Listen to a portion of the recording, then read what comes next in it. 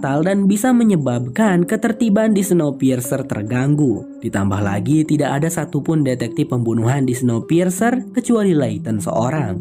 Dan Melanie menawarkan untuk pengangkatan Layton menjadi orang kelas 3. Lalu Layton pun berkata ia bersedia dengan syarat orang-orang di gerbong ekor juga harus dipindahkan ke kelas 3. Namun tentu saja di situ Melanie menolaknya mentah-mentah. Karena Melanie beralasan itu akan merusak keseimbangan Snowpiercer. Orang-orang yang berada di kelas 3, 2, dan 1 pasti akan sangat menentang hal tersebut. Karena masih belum mendapatkan kesempatan, maka Layton pun akan ditahan sementara dalam kurungan dan Pak Rossi langsung membawanya. Scene lalu berpindah ke gerbong ekor di mana Pike, Josie, dan semua orang di sana dihebohkan ketika melihat Pak Tua Ipan yang sudah mereka anggap ayah di gerbong ekor meninggoy dunia dengan cara gantung diri. Hal itu pun memicu kemarahan orang-orang di sana. Mereka kehilangan Layton lalu sekarang kehilangan Pak Tua Ipan. Tak ada cara lain lagi, mereka harus melakukan pemberontakan saat ini juga. Pike di sana benar-benar sudah berapi-api. Rencana pun dimulai. Awalnya mereka melaporkan tentang kematian Pak Tua Ipan pada penjaga. Tentu saja sesuai protokol keamanan, mayat manusia harus dipindahkan dan dibuang. Beberapa penjaga pun membuka pintu. 2 petugas rem, Bastille dan Osweiler juga turut hadir dalam pengangkutan mayat Pak Tua Ipan. Namun ketika Bastille dan Osweiler akan mengecek mayat Pak Tua Ipan, tiba-tiba saja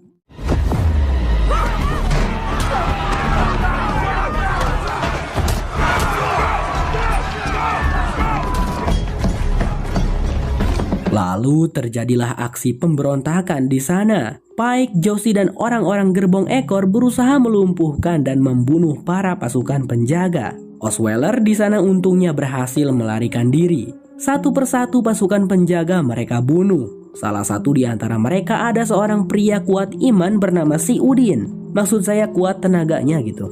Layaknya seorang fighter, Udin menghabisi beberapa pasukan penjaga sekaligus hanya sendirian saja saking kuat dan OP-nya.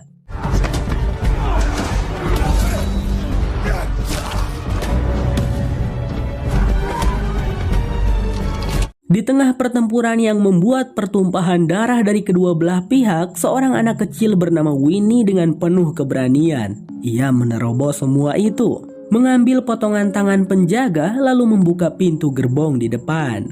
Namun tak disangka, Komandan Nolan bersama lebih banyak pasukan penjaga lainnya datang ke sana. Tak lama kemudian, Layton pun juga dibawa ke sana. Saat ini Pike dan kawan-kawan berhasil merebut satu gerbong dan juga berhasil menyandra petugas rem Bastille.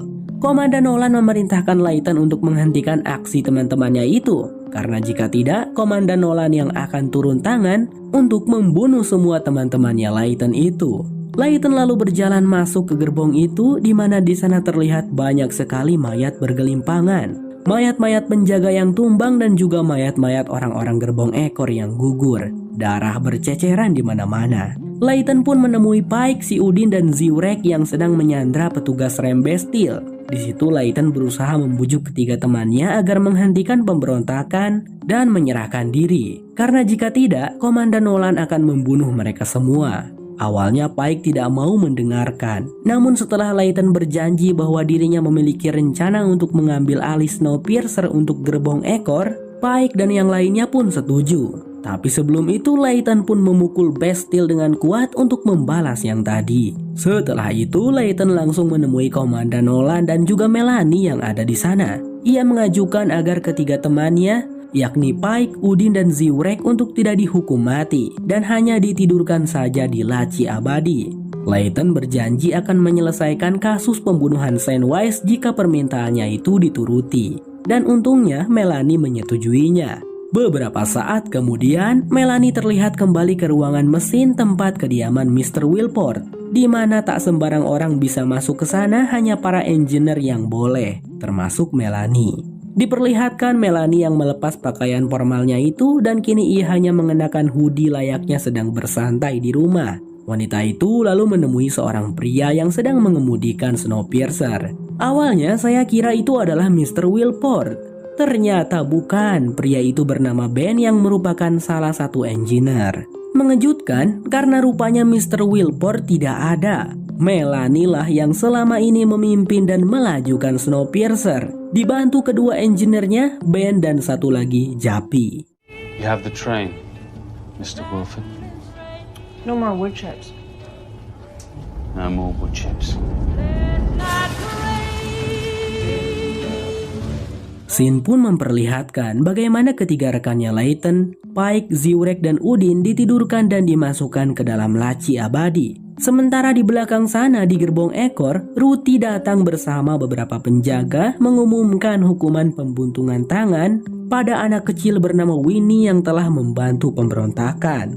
Namun sang ibu dari Winnie menghentikan hal itu dan mengorbankan dirinya sendiri untuk menggantikan putrinya. Hukuman pembuntungan tangan itu benar-benar menyakitkan. Bagaimana tidak, tangan kanan yang akan diambil setelah dipasangi pengaman dan disirami air, tangannya ibu itu dijulurkan keluar dari gerbong. Dan dalam hitungan detik, tangan si ibu itu pun langsung membeku.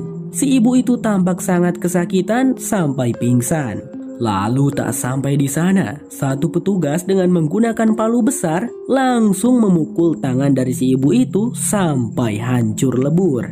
Mengerikan. Our children. Suspension in the drawers. The more human we become, the tea will fill our bellies one day. Winnie kecil hanya bisa menangis memeluk kakaknya. Scene pun berfokus pada Melanie dan para engineer yang merasakan sedikit guncangan saat longsor salju kecil menghantam gerbong Snowpiercer. Jalur yang sedang mereka lewati saat ini setiap tahunnya semakin sulit. Jappy menyarankan agar mereka memelankan laju Snowpiercer agar tidak memicu longsor lainnya. Namun Melanie berkata mereka lebih baik mempertahankan kecepatan agar Snowpiercer tetap mendapatkan energi listrik yang cukup. Melanie lalu turun ke bawah. Seperti biasa ia pun menyapa para penghuni kelas 1 yang sedang sarapan. Sebagai penjamu, ia dan Ruthie tentu saja memberikan pelayanan terbaik untuk para sultan-sultan itu. Ada satu keluarga yang paling berpengaruh di kelas 1, mereka adalah keluarga Pak Roger. Bersama istrinya yang bernama Bu Lila dan putri mereka yang bernama LJ, serta pengawal pribadi mereka yang bernama Eric. Bu Lila agak protes saat mendengar bahwa ada penduduk ekor yang ditugaskan untuk menyelidiki kasus pembunuhan kelas 3. Menurut Bu Lila itu tidak etis. Namun Melanie meyakinkan bahwa Mr. Wilport tidak akan salah memilih orang. Layton adalah orang yang tepat. Di gerbong ekor, rutinitas setiap hari. Beberapa orang dari gerbong ekor akan diambil untuk ditugaskan bekerja di sanitasi. Ya, tugas mereka adalah membersihkan semua kotoran-kotoran bau miliknya kelas 1, 2, dan 3. Saat itu, Layton akan kembali melakukan penyelidikan bersama dengan petugas rem Bastille. Ketika melihat John dan yang lain dari gerbong ekor dibawa untuk bertugas sanitasi, Layton pun sepertinya mendapatkan sebuah ide. Singkat cerita, Layton dan Bastille kembali mengunjungi gerbong pemukiman warga kelas 3. Selama penyelidikan, Bastille lah yang akan terus mengawasi Layton dan turut membantu Layton. Mereka pun menemui Jax, pria yang bekerja sebagai pemelihara terowongan bawah. Dialah yang menemukan jasadnya Sandwise. Saat itu Jax sedang makan mie daging sapi dan sepertinya Layton tidak bisa mendapatkan informasi yang berguna dari pria itu. Jadi buang-buang waktu saja mereka. Setelah selesai mewawancarai Jax, Bastille lalu mengajak Layton untuk menemui seseorang. Dia adalah wanita bernama Audrey. Bisa dibilang Audrey ini adalah pemimpinnya kelas 3 yang cukup berpengaruh. Dari Audrey, Layton mendapatkan informasi tentang bagaimana Nikki bisa menjadi tersangka dan dihukum dulu. Wanita itu lalu mengajak Layton ke sebuah tempat istimewa yang berada di kelas 3, tempat di mana Zarah bekerja. Tempat istimewa itu merupakan sebuah tempat meditasi. Audrey pun meninggalkan Layton bersama dengan Zarah di sana, dan rupanya di situ Zarah memberikan informasi yang berguna untuk Layton. Sandwise bukanlah orang kelas 3 biasa katanya. Zarah berpikir kemungkinan Sandwise adalah kaki tangannya Mr. Wilport untuk kelas 3. Jadi bisa dibilang Sandwise adalah informannya Mr. Wilport. Yang sebenarnya kita tahu Melanie bukan Mr. Wilport ya.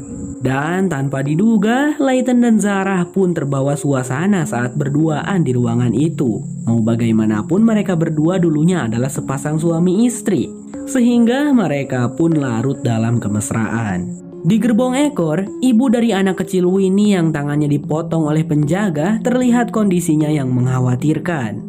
Ibu itu tampak sangat kesakitan. Josie ada di sana merawat wanita malang itu. Di sisi lain, Melanie terlihat mengunjungi Dr. Henry yang sedang merawat Nicky Janet yang telah mereka keluarkan dari laci abadi. Namun Nicky masih belum bisa sadar sepenuhnya. Sepertinya laci abadi memiliki efek samping yang berat. Apalagi kan Nicky tertidur selama 2 tahun.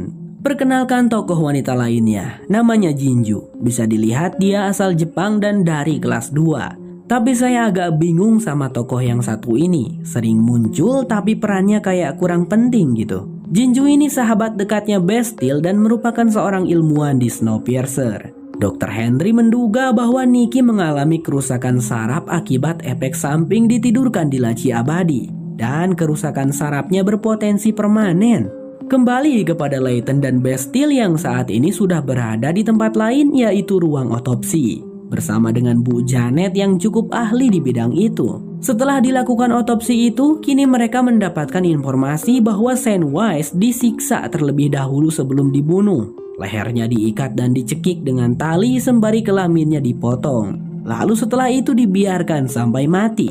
Dan baru setelah Sandwise mati, kedua tangan dan kakinya dipotong. We don't do that up here. We all know the rumors about the tail, but we... Those noodles you had earlier. Okay. Who has the tools for this? Layton pun kepikiran, pelakunya haruslah memiliki senjata tajam yang mumpuni untuk mampu memotong organ tubuh Sandwise. Karena bekas potongannya cukup rapi. Layton lalu menanyakan dari manakah asal daging sapi pada mie daging sapi yang dimakan Jax tadi. Bastille segera mengajak Layton untuk berkunjung ke gerbong ternak, di mana di sana adalah tempat peternakan sapi. Hanya pengurus peternakan sapilah yang punya alat terbaik untuk memotong daging. Namun saat Bastille minta izin untuk masuk memeriksa, si pemimpin tukang daging tidak mau mengizinkan. Dan hanya akan memberi izin jika petugas berwenanglah yang datang. Ya contohnya seperti Melanie. Tak punya pilihan lain, Bastille dan Layton pun beranjak untuk menemui Melanie terlebih dahulu. Akan tetapi tanpa disangka-sangka, longsor salju yang besar tiba-tiba saja menghantam kereta Snowpiercer. Membuat semua orang yang berada di dalam gerbong merasakan guncangan cukup hebat. Terutama gerbong-gerbong yang terkena langsung longsor salju itu.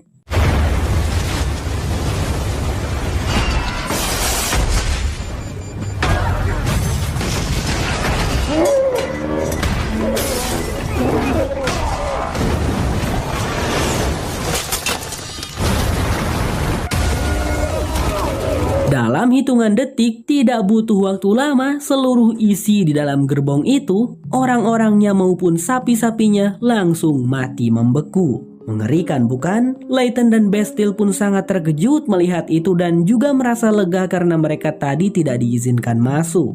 Beberapa saat kemudian terlihat petugas keretakan langsung diterjunkan untuk membereskan kerusakan di gerbong peternakan itu. Ya, mereka memiliki kostum pelindung khusus yang bisa membuat mereka bertahan dari hawa dingin di luar dalam jangka waktu tertentu. Amanlah, jangan khawatir, ada petugas keretakan. Dipimpin oleh seorang pria menyeramkan bernama Pak Bojan. Di sana, Layton dan Bastille tentu saja masih melakukan penyelidikan. Mereka memasuki ruangan pendingin daging dan memeriksanya. Awalnya sih mereka tidak menemukan sesuatu yang janggal. Akan tetapi, saat Bastille mencoba membuka ventilasi,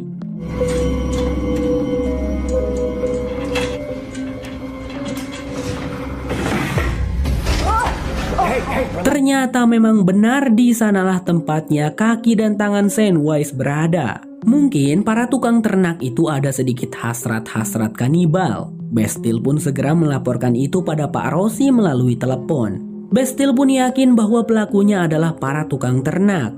Tapi bagaimana para tukang ternak, mereka sudah pada meninggoy. Namun di situ Layton punya pendapat lain. Memang benar iya para tukang ternaklah yang memotong tangan dan kakinya Sandwise untuk jadi bahan makanan mereka. Tapi tidak